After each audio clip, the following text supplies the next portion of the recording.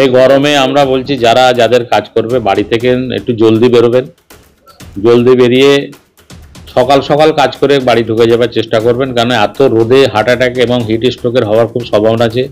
বাচ্চাদের খাস করে যারা পড়াশোনা করছে তাদেরকে একটু সাবধানে, রোদে খেলাধুলা বেশি করতে দেবেন না, গার্জেনদের কাছেও অনুরোধ করছি, নাহলে এই রোদেতে যে কোনো একটা অঘটন ঘটে যেতে পারে। আপনাদের সাবধান থাকার জন্য, দেখো কুদরতের সাথে তো কেউ কিছু মোকাবিলা করতে পারবে না, এবং কুদরতের যে বিধান তাতে যে আমাদের ঋতু আছে, কখন শীত পড়া পড়ছে কখন গরম পড়ছে, মানে অতিরিক্ত গরম, মানে সামলানো মুশকিল।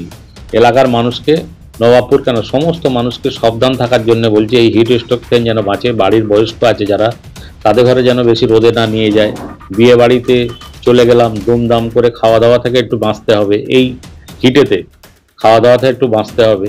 ঠিক আছে, আমি যাব না, মান রক্ষা করার জন্য বাড়ির ছেলেকে পাঠিয়ে দেবো, সবাইকে নিয়ে যাব না, এইটা মেন।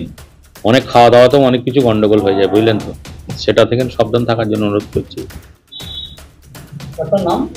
আমার নাম জাহাঙ্গীর মল্লিক, উপপ্রধান, নবাবপুর গ্রাম পঞ্চায়েত।